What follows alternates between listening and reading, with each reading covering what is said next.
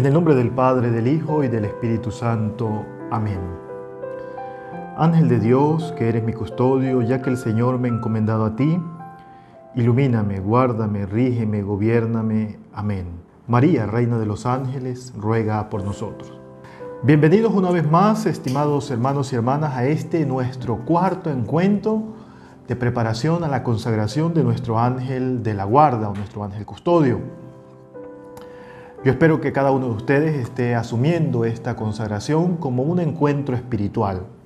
La consagración, lo decía en el primer tema que tratamos, es una alianza, es una relación amorosa con Dios a través de nuestro ángel de la guarda.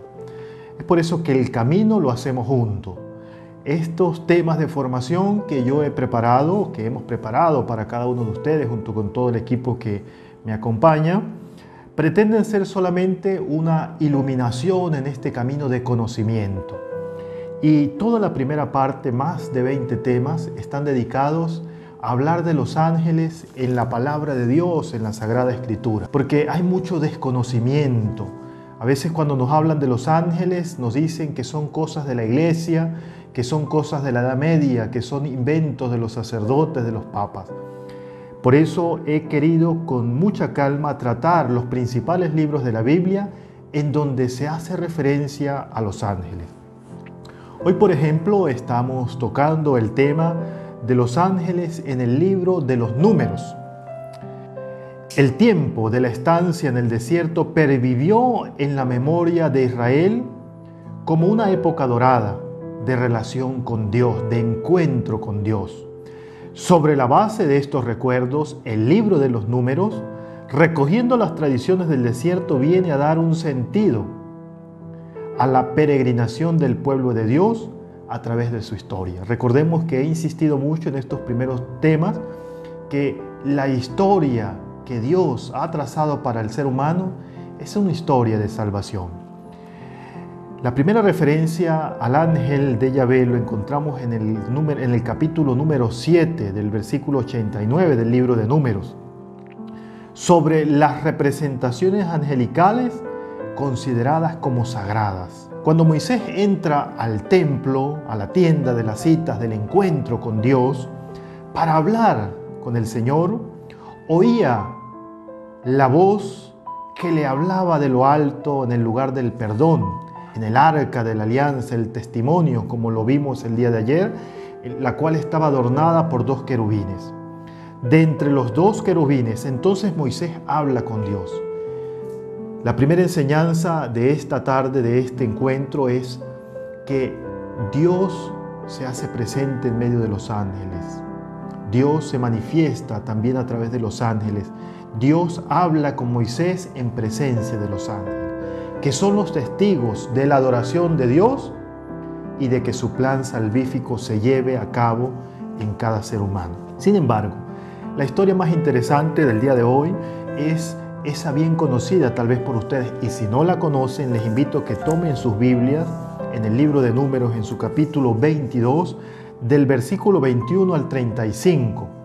Es un ángel se para frente a la burra de Balaán, ese asno que en vez de que Balaán reconozca la presencia de Yahvé, es la burra la que se arrodilla llevando a Balaán para adorar a Dios que se le presenta a través de la imagen de un ángel.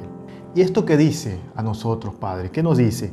Lean la historia, realmente es una historia maravillosa, estas historias de la Biblia, para comprender que los destinos de Dios siempre se hacen conforme a su voluntad.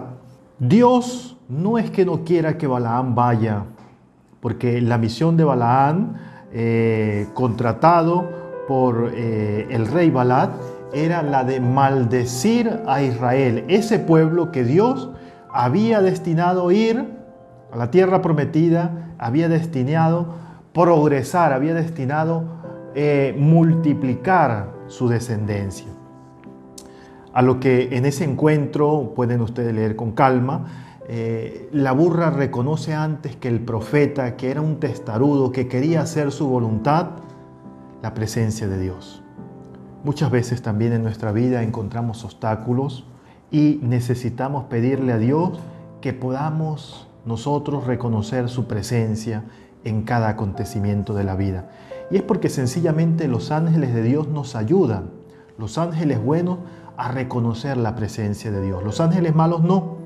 Ana Catalina Emmerich, en este maravilloso libro que yo también recomiendo, ojalá que ustedes lo puedan adquirir, sobre todos los escritos, sobre todas las visiones y la vida de Santa Catarina, dice algo interesante.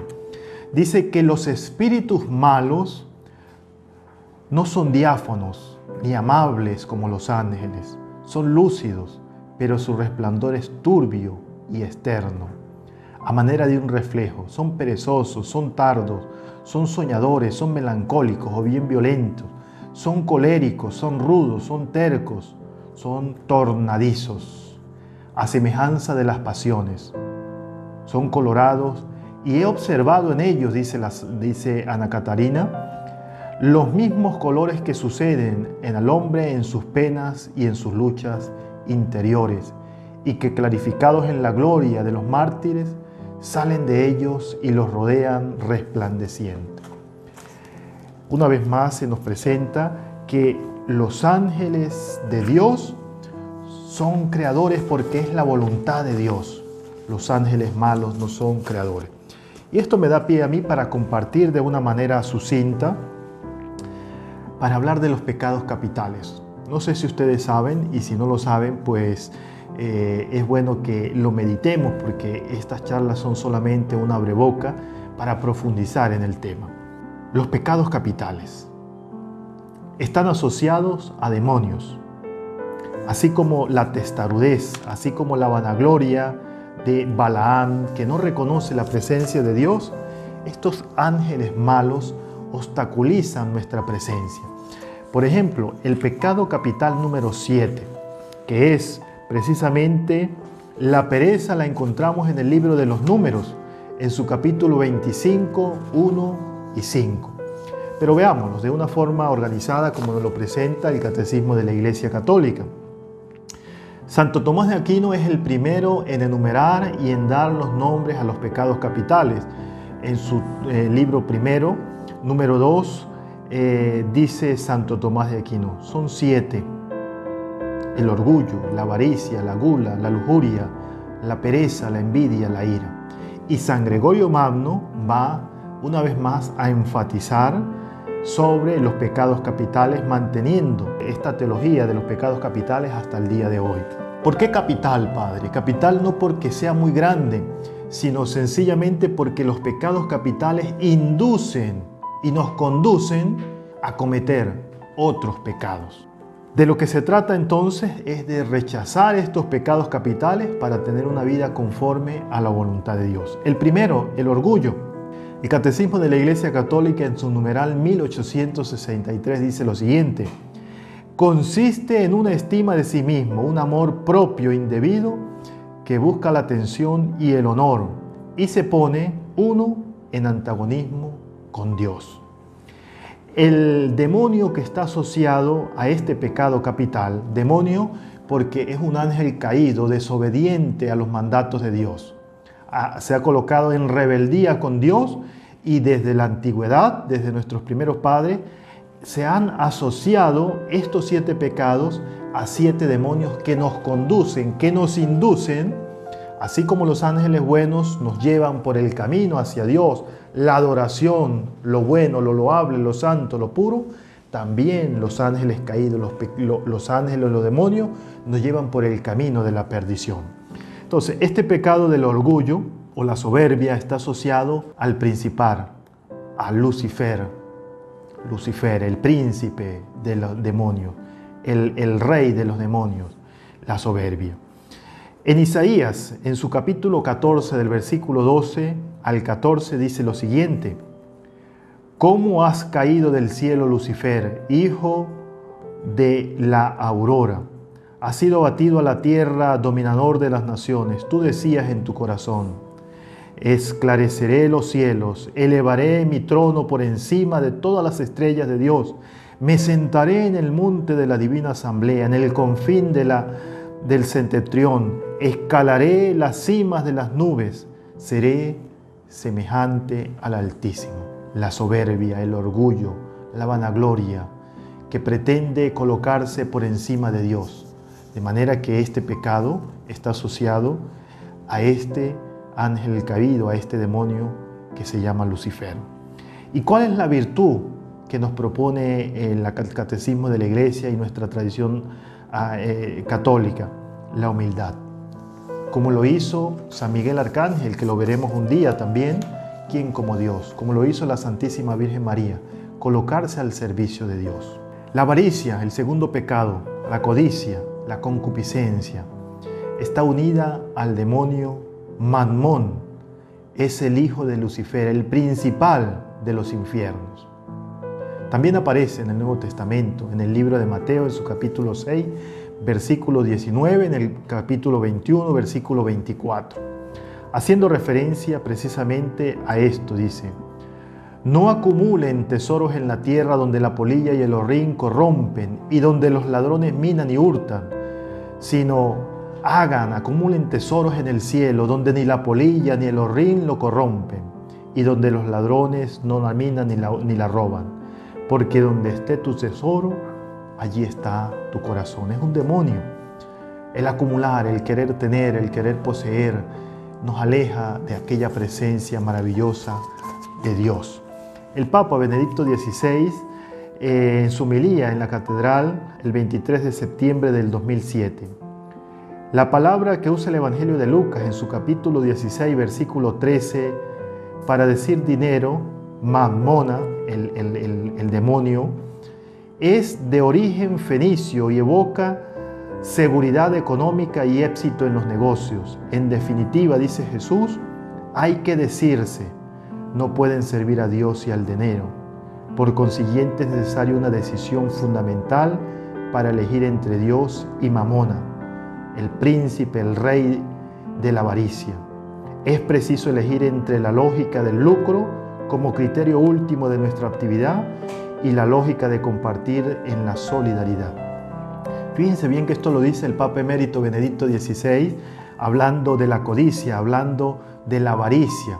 ¿Cuántos de ustedes tal vez han participado en cadenas angelicales? ¿Cuántos de ustedes han participado en vivos, en programas de los ángeles para traer prosperidad, para ser ricos, para muchas cosas? Bueno, sencillamente porque esto nos lleva a desviarnos de Dios. Este príncipe de la malicia, de la codicia, Mamona, como lo dice el Papa Benedicto XVI, nos lleva por el camino de la perdición. No caigan ustedes, hermanos, una vez que hagan esta consagración, no caigan en falsos profetas, no caigan en falsos adivinos.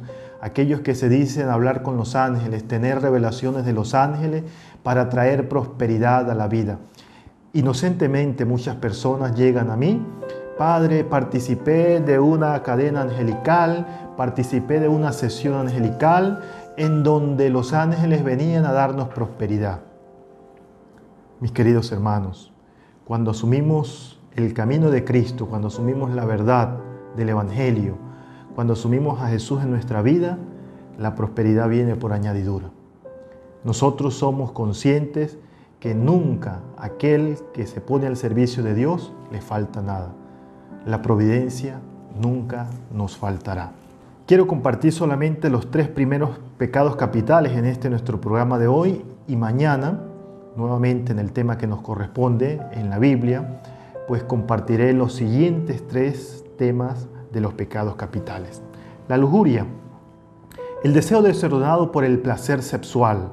Los deseos y los actos son desordenados cuando no se conforman al propósito divino, el cual es propiciar el amor mutuo entre los esposos y favorecer la procreación, la generación de vida.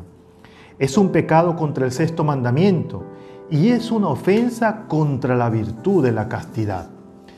El demonio que está asociado al pecado capital de la lujuria es Asmodeo. Es interesante, los invito para que ustedes lo lean. Lo vamos a ver también cuando analicemos el libro de Tobías. Asmodeo que llega a matar 7 hombres de Zarra que se prometen con ella. Tobías es auxiliado por el arcángel San Rafael, quien lo sana de las enfermedades, no solamente a Tobías, sino también a su prometida, a su esposa, Zarra, que será quien le toque dar testimonio de esta liberación. Es el pecado de los pensamientos posesivos, es el diablo Asmodeo que está relacionado con la lujuria, contra la destrucción de los matrimonios, contra la destrucción de todos aquellos que pretenden crear y procrear. ¿Cómo vencer la lujuria? Con la virtud de la castidad. Nada más actual para cada uno de nosotros que hablar de estos pecados capitales. Pedir la asistencia divina, por ejemplo, de San Rafael, para que los matrimonios se mantengan fieles. El decir de hoy es, si mi esposo no va conforme a mis criterios, me divorcio. Si mi esposa no me obedece, me divorcio. Si pasa esto, me divorcio. Allí está actuando el demonio Asmodeo. Pidámosle pues a Dios que nosotros, a través de esta preparación de la consagración, nos podamos colocar en las manos de los ángeles que nos protegen y que nos libran de estos demonios que nos llevan por el camino de la perdición. Recuerden también dejar sus comentarios, sus testimonios. En días siguientes estaré anunciando cuando me voy a conectar de manera en vivo para responder a las preguntas, conocer de dónde nos están viendo, de dónde están haciendo la consagración. Hay muchísimas preguntas que tal vez ustedes tienen en torno a los ángeles, entonces voy a hacer entre 2 y 3 encuentros en vivo a través de nuestra cuenta de Instagram para responder a las preguntas que a bien tengan ustedes realizar. Hasta mañana, que Dios les bendiga.